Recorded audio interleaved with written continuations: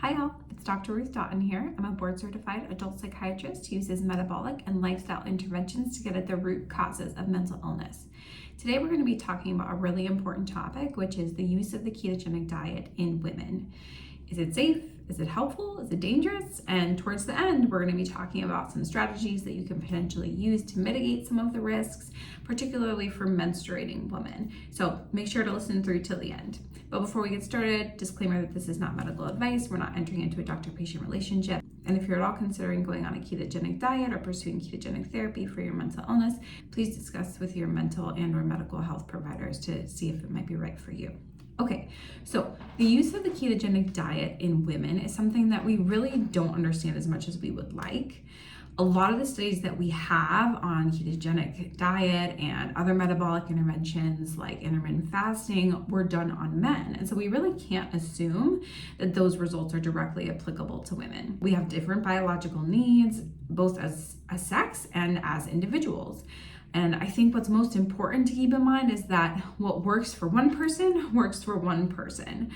So yes, we're all humans, but we all have different ancestral origins that have led to different adaptations. And so while one person might do really well with a severely carb restricted diet, others, they're gonna do better with some more carbs in their diet. And so it really just depends on the individual. And the honest truth is that we just don't have enough data to show trends. So please, if you're exploring different dietary interventions for your mental and/or physical health, please approach yourself and your diet without judgment and be open to learning about what eating pattern makes you feel the best. So let's talk about what we know. We know that for women that have metabolic dysfunction, the ketogenic diet can be extremely helpful in correcting and even reversing that dysfunction in a lot of cases. So these are women who may have PCOS in their younger years, or maybe they're going through the hormonal changes of the perimenopause or postmenopausal state. Both of these conditions can be associated with insulin resistance, weight gain, inflammation, and a whole host of other metabolic issues. Now, why do I care about this as a psychiatrist? Because metabolic health is mental health. When people have this dysregulation in their metabolic functioning, they start to feel depressed and anxious. They have problems with their sleep and brain fog. And think about the added stress of a struggle with fertility or transitioning away from fertility and how that can affect someone's life. And we know that there is such a strong correlation between mental health conditions like depression and anxiety and conditions or stages like PCOS and perimenopause. So in these individuals, we know that the ketogenic diet can be extremely effective in reversing insulin resistance and decreasing inflammation. And those with PCOS, studies have suggested that it can even improve hormonal imbalances and regulate the menstrual cycle. On the flip side, for menstruating women who do not have PCOS and are otherwise metabolically healthy, we do have some evidence, both in the literature and anecdotal, that the ketogenic diet might contribute to menstrual irregularities and potential female hormone disruption. So the concern here is that the ketogenic diet may be placing too much stress on the female body. And it does place the body into a hormetic or adaptive stress by restricting carbohydrates. Now, a hormetic stress is something that is ultimately good for you. So like something like exercise, right? It's a little uncomfortable in the moment. It's pushing you, it's stressing the body, but ultimately your body is going to improve and become stronger because of it. However, just like exercise, too much of a good thing is no longer good. So if you have too much stress from the ketogenic diet or another source, it's going to lead to inflammation and your body diverting and conserving its energy needs due to it detecting a potential crisis state. So this is particularly important for women because their hormonal balance is so closely related to their stress response. For some women, the carbohydrate restriction throws their body into an energy conserving state that will shut down their menstrual cycle and cause menstrual irregularities. Now, what are some other signs that maybe your body is under too much stress besides just the loss of a menstrual cycle? Maybe you're feeling tired and sluggish all the time, or you're having frequent muscle cramps, or your hair is falling out, or despite being on a ketogenic diet, you're having trouble losing weight, or you're carrying weight in your midsection. So you might be asking, well, why would a woman who's metabolically healthy consider going on a ketogenic diet anyway? Well, if you've watched any of my prior videos, you probably know that the ketogenic diet is a powerful metabolic intervention that can be used in the treatment of mental health conditions, neurologic conditions, things like depression, bipolar, ADHD, autism spectrum disorder, migraines, seizures, dementia, and more. So it's certainly conceivable that someone may want to try the ketogenic diet, not for weight loss. So what do we do with all this information? I'm going to go through a few suggestions, but you should experiment and really see what works for you. So like I said, some women are going to be totally fine with a very low carb or even zero carb diet. And they're not going to have any observable impact on their fertility or their sex hormones or other stress response, while others may struggle. So consider the following suggestions. One, this is something I would suggest to pretty much all women to consider at least, is that if you're on a birth control that is suppressing your normal menstrual cycle, to consider holding that at least for the first few months as you're adapting to a ketogenic diet, so that you can use that menstrual cycle as a marker, right? It's an important marker of hormonal and overall health. And so if you don't have your cycle, then it's going to be hard to know if your hormones are in balance. So of course, if you don't want to get pregnant, please use some other form of birth control, something like a barrier method, condom, cervical cap, diaphragm, but nothing that's going to interfere with your monthly cycle.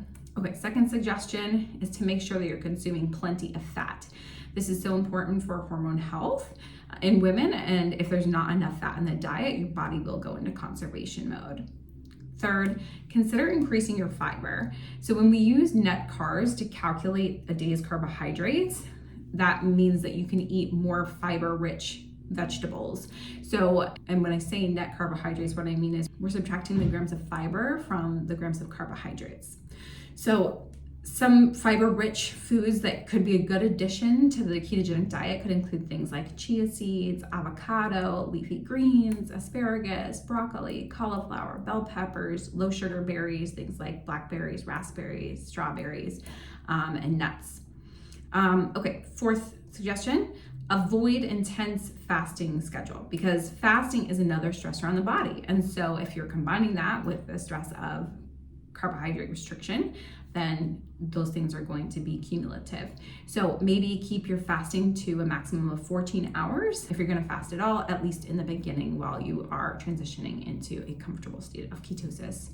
Number 5, along those same lines, eat at least 2 to 3 times per day. This might sound crazy to people who haven't been on a ketogenic diet, but when you are on a ketogenic diet, your appetite is significantly decreased, and so it can be easy to just skip a meal without even realizing it.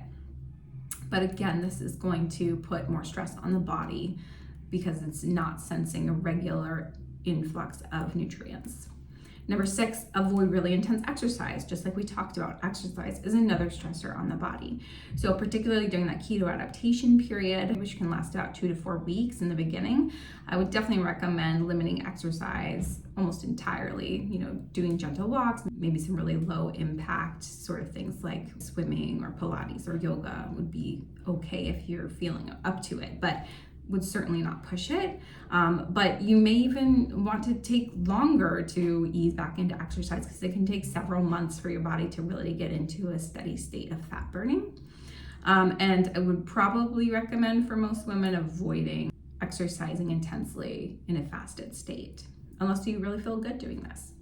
Number 7, you could consider doing Carbups. And this is the idea of eating with your cycle. So specifically increasing your carbohydrate intake during that last week of your cycle. This is your luteal phase.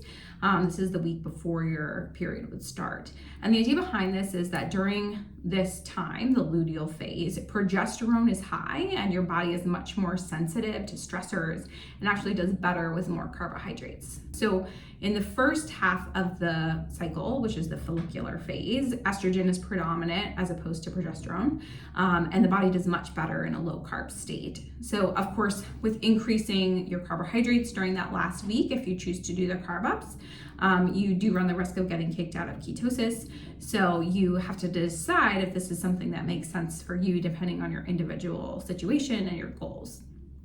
Number 8, make sure that you're meeting with a medical provider, you're having your labs done, including thyroid function tests, and you're regularly checking in with them. And then lastly, consider meeting with a dietitian to make sure that you are meeting all of your macro and micronutrient needs. So that means not just your carbs, fat, and protein, but also all the micronutrients, that's things like magnesium, vitamin B12, folate, vitamin D, zinc, all of those. So if you meet with a dietitian, they'll be able to see where maybe you could increase or decrease some things in your diet to improve your quality, and they may be able to recommend supplementation if or when appropriate. Okay, another thing to keep in mind is that ketones can fluctuate throughout the menstrual cycle. So specifically, they tend to be lower during the menstrual cycle. So don't worry too much about this if it happens to you. It's a normal response to changes in your hormones. And then I also want to discuss here just that I would not recommend embarking on a ketogenic diet for the first time for women who are pregnant or breastfeeding. These are both growth promoting states, which means that they require higher levels of insulin because it's a growth hormone. And so it might be different for women for whom they've already been living a ketogenic or low carbohydrate lifestyle. They're already fat adapted. For these individuals, I would still recommend certainly speaking with your medical and mental health provider to see if the benefits of the ketogenic diet would outweigh the risks during this season. But to others who are considering embarking on a ketogenic diet for the first time and they're pregnant or they're breastfeeding, I would advise waiting until you're about 6 months postpartum or until you're starting to wean, whichever would be earliest. But really it's just depending on how you feel. And again, working with your OBGYN and pediatrician to make sure that both you and baby's nutritional needs are being met. Okay, so I'm not necessarily suggesting that everyone has to do all these things. You may be fine without them, or you may do all of these things and still struggle with menstrual irregularity on a ketogenic diet. If this is the case, it might just be that you're someone who has evolved to do better with more carbohydrates in their diet, and that's okay. It doesn't mean that you failed the ketogenic diet. It just means that you're learning what your body needs. And I say all this with the caveat that this video is subject to change as we learn more information about this topic. Thanks so much for listening. If you have any questions or want to share your experiences, please go ahead and write it in the comments below. And if you enjoyed this video, please like and subscribe for more metabolic and lifestyle psychiatry content. Thanks.